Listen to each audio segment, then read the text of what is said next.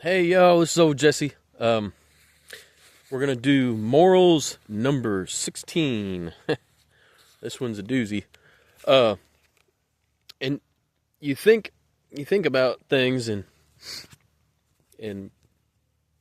I'm reading through or skimming through Abraham's life right now, not looking at every little detail, but the general overview. And in Genesis chapter 12 and in Genesis chapter 20, Abraham lies twice. And the lie is deceptive twice. And the deception is, well, Sarah, my wife, is my sister. And that was his half sister. Okay. So a little bit of not enough human beings yet to not procreate with somebody that's not family, right? So that, whatever, that was that time. It was a different time then. Um, so the first time it's Pharaoh, and Pharaoh, gave Abram a big dowry for Sarah and all this other stuff, gave him a bunch of stuff, and treated him really well. And then come to find out, Sarah was his wife. Like, how do you like to be on the receiving end of that one? Like, that is a lie and a deception. That's a major one. Okay, now think about that. Like, Abram was not a good guy. Not concerning that. Like, he may have had great faith in Yahweh and done a bunch of other things, but he was kind of like a cowardly, deceptive creep when it came to his wife. And there's no nice way to say that, right? And all he had to do is be honest about it and be like, hey, this is my wife. He had servants that could defend him from other nations. Like, it's not that he didn't lack goods or the ability to defend himself or anything like that. He could have. He was just doing that to avoid a fight. And maybe it wouldn't have gotten that far anyway. Like, all he had to do is be honest. So Pharaoh, the first time, it doesn't say anything about him being a worshiper of God or a worshiper of Yahweh. When he found out that Sarah was his wife, he's like, take her and go. Get out of here, man. We don't want you here. Like, Abram was treated with disgust by Pharaoh, and rightfully so, because of what he did. Okay, and then we get to Abimelech. And it flat out says Abimelech was a good guy that didn't even know what he was doing was wrong. And, God comes to him in a dream and tells Abimelech, hey, you're a dead man. That's Abram's wife. And Abimelech's like, I was told that it was his sister, and so same deal. Abram departs with a lot of stuff, and Abimelech is a believer. Okay. He believes in Yahweh. His nation at the time was righteous. So, that's a thing, isn't it? That tells you that Abraham, that many years later, he was a lying, deceptive creep about his wife. Right? All he had to do was be honest, and he wasn't even being honest to believers of Yahweh. And so when you consider that, deception. It was a lie.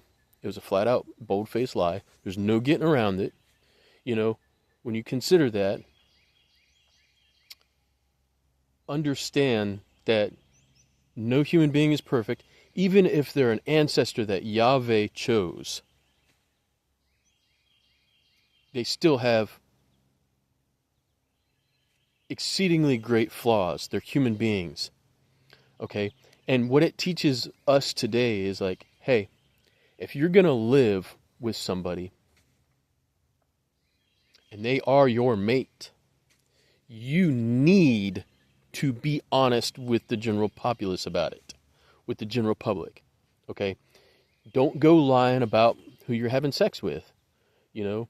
Don't go lying to people and telling somebody that this person isn't your wife. Introduce that person as your wife if it's your wife. Don't lie. Be honest. Don't be deceptive about it. And did Abraham benefit because of that? He benefited greatly. But was it the kind of benefit that was honest? And the answer is no. No, it wasn't.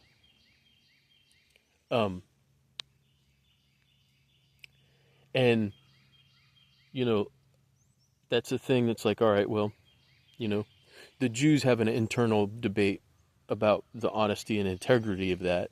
They're like, well, it was our ancestor and he got the promises, and okay, fair enough. But the reality of it is the Bible records this and doesn't say Abraham did the right thing. It's absolutely the wrong thing what he did. And with this comes, other instances of deception. So here's the thing. Even if you're telling the truth, if you tell the truth in a deceptive way, it's wrong. Don't lie about your mate. Don't tell the truth in a deceptive way. Or at least don't tell the truth in a deceptive way and then take a reward for it. Okay? It's a creepy, nasty thing to do. And there's no nice way to say that. Like Abram was, in one case he was, a younger-ish man, and the other one he was really old, And so it's like, all right, well, that's not reasonable. And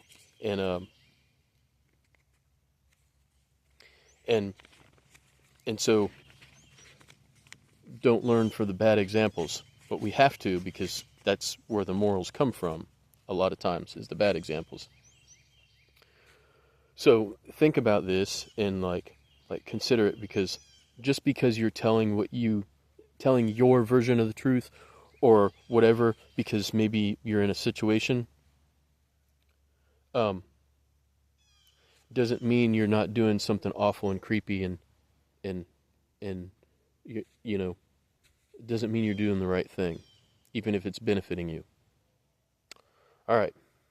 That's morals number 16. Don't be a lying creep about your wife.